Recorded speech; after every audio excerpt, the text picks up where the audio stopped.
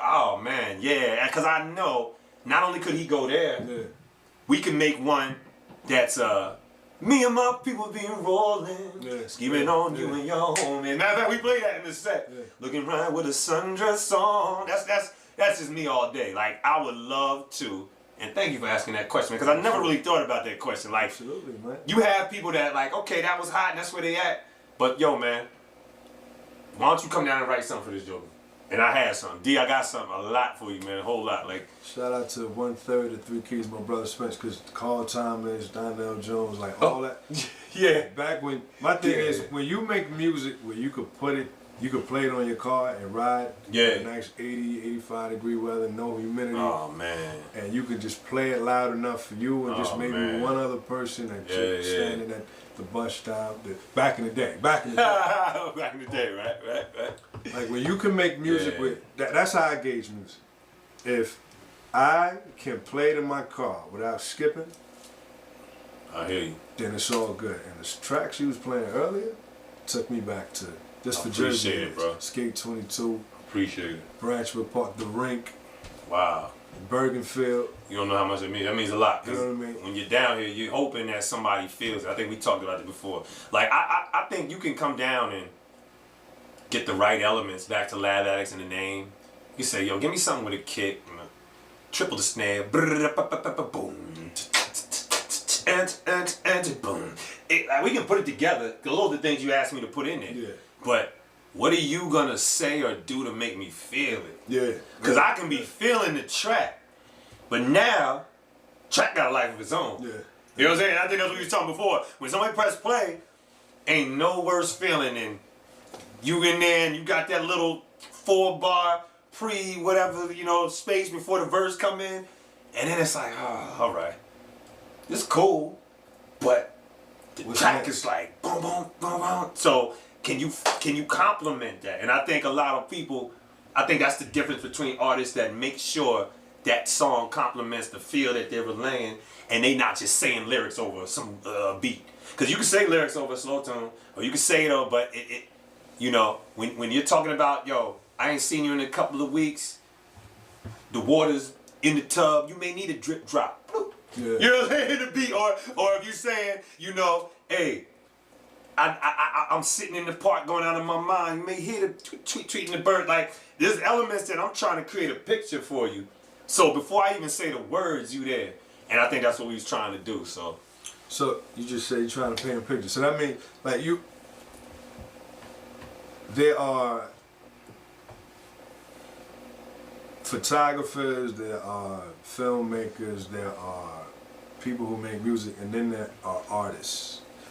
And I think an artist can encompass all of those attributes. Oh, so now you said, still create that picture. So now, through music, your goal is to create not only a vibe vocally or musically, but to create an experience where they can kind of see themselves or see an event happening through whatever it is you're trying to do, create musically.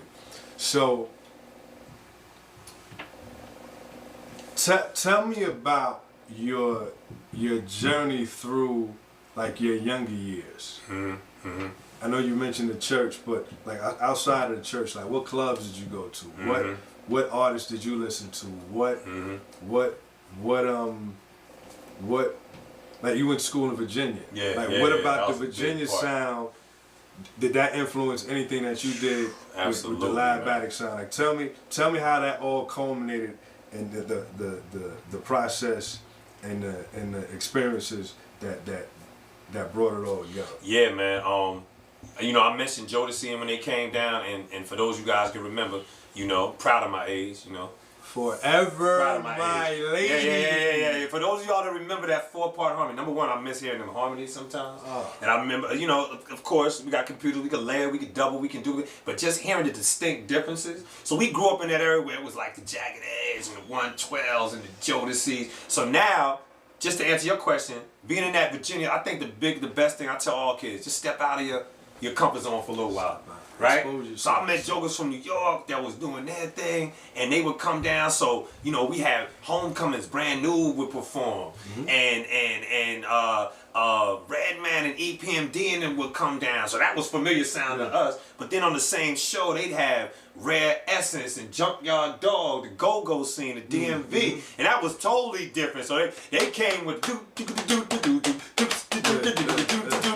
at 12, 10 congos. So I'm 17, I'm 18, like, wow, like, this is how young jokers rock. Yeah. Not like we always thought the band, jazz was older heads. These is like young cats. You know, pants, jeans, looking like you, but they playing keyboards and bass. So then you had that. And then at the same time, you had, you know, Shy, the group. And if I had, it was coming out of Howard, right? So 92. I'm telling my age now, yup, 92, 93, every crew on campus, that's where we started our first crew. You know, shout out to my man Chum and Will and Sean Black, that was my manager. We had our 4-part harmony, you know. Love style. We used to just do harmony, and then there.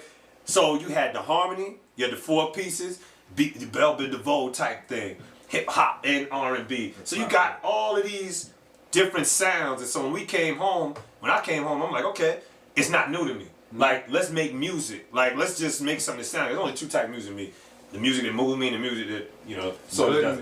That's it. That's it. Because, you know, I had a kid tell me like, Mr. Thompson, like, hey, you know this song? That's how I always get a kick out when we were doing that. Do you know this song?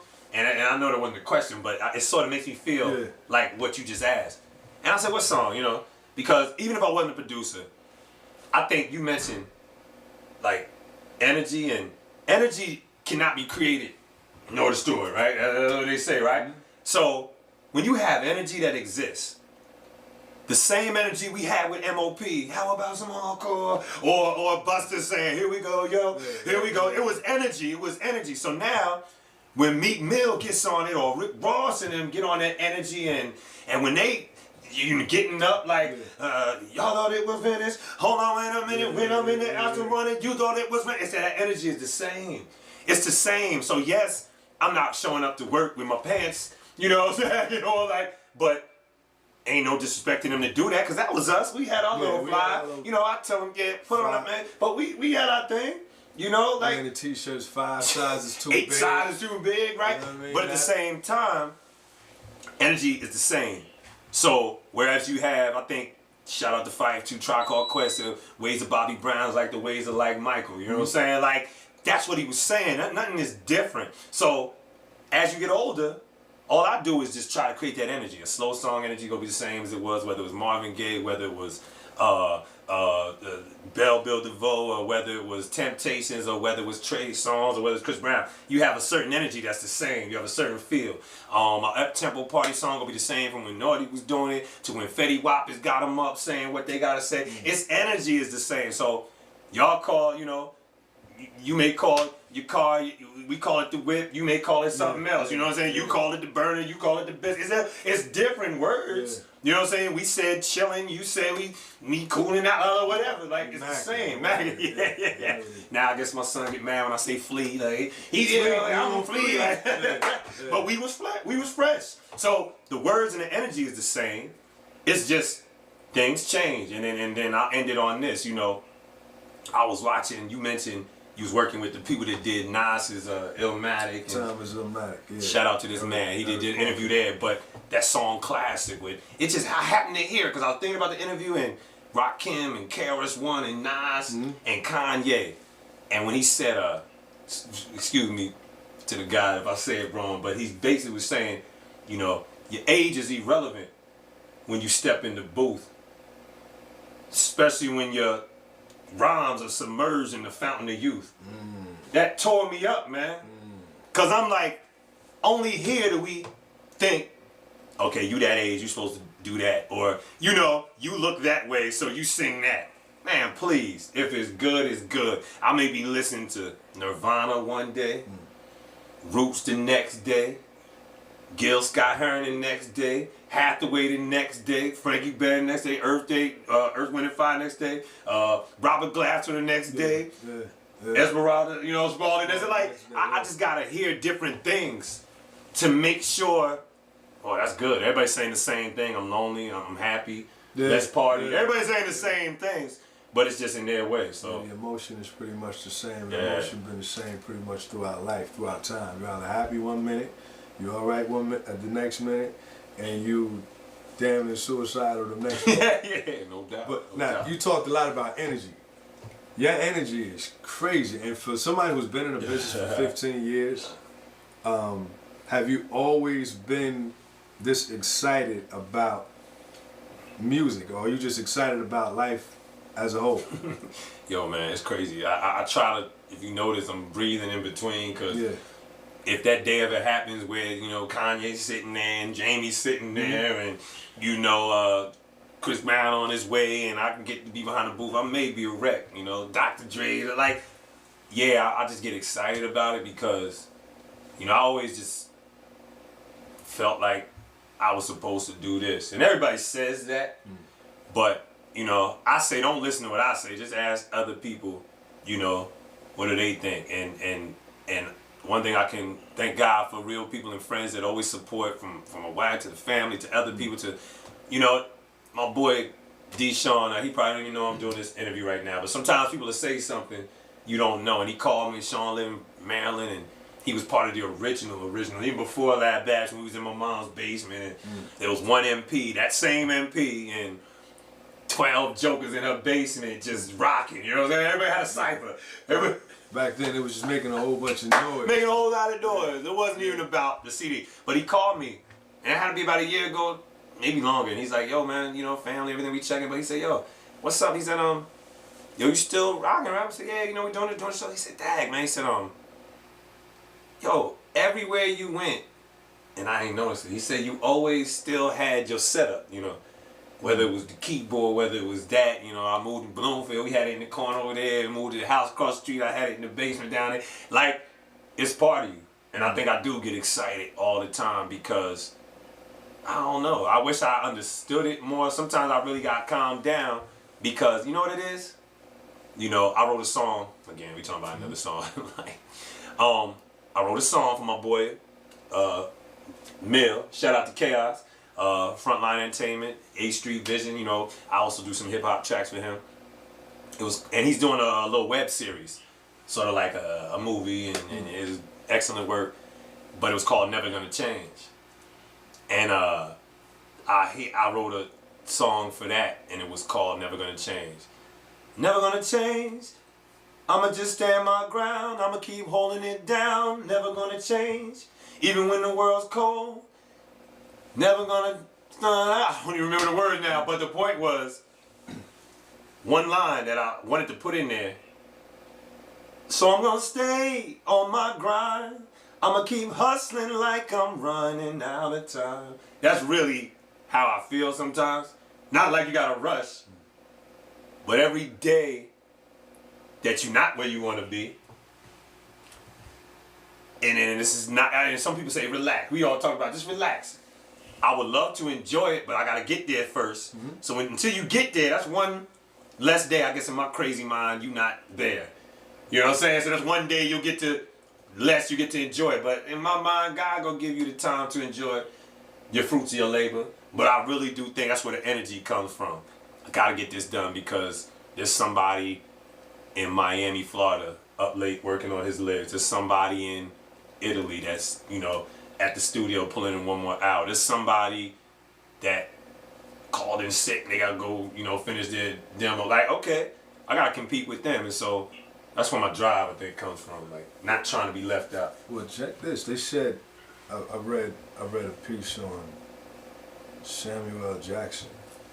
His first movie, he was 39 years old. Yeah, that's deep. Yeah, I remember He was 39 years old. So, you know, when it's your time, it's your time.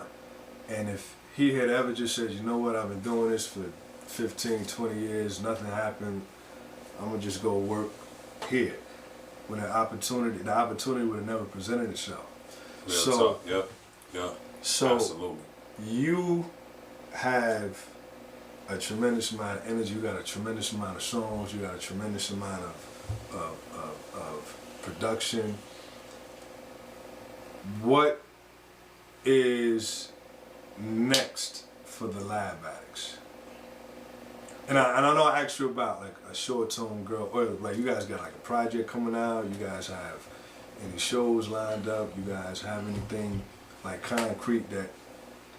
What's two simple focuses, and you know you're right. Like it could be a lot, but that was one of the things. I said, let me just trim down what I really want to do. If anybody just wanted to know what they do, like I said, Lab Addicts always gonna be part of me. That's family. Myself, push myself as a writer, singer, song promoter. So you said you got a website coming out. You got website coming out, you know, and it's still just J.C.T.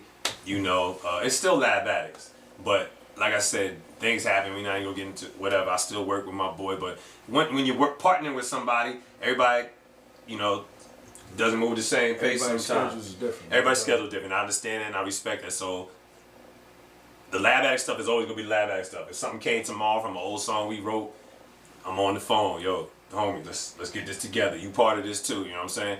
But what we heard today, a few of the new pieces, what's next? I just want to finish the new stuff that, you know, everybody grows, that I created and produced. Push the old on whether it's SoundCloud or, you know, the IG and everything else. It's already on iTunes. Still push what we already have, but there's new material that I want to finish as far as a few new cuts to package and let people know that I had these capabilities. There was a track we played earlier. Like, tell me, it's got like an old school. Oh yeah. Got like an old school meets new school type of vibe. Tell me what went into creating that track. Gonna Get Over You. Gonna Get Over You. Yeah, I think, unbeknownst to me, no matter how hard you say this is how I'm gonna go in and do a track, your true self comes out. And everything you asked me about, that staple sound of that you sort of remember when you heard that Earth, Wind and Fire, when you heard the, you know, Commodores, when you heard the bars, or Frankie Bev. So I wanted that cookout feel, but I see now, one thing that I really like that sampling does is reintroduce older material to some of these younger kids. And I was trying to just really do a track that did that in a way.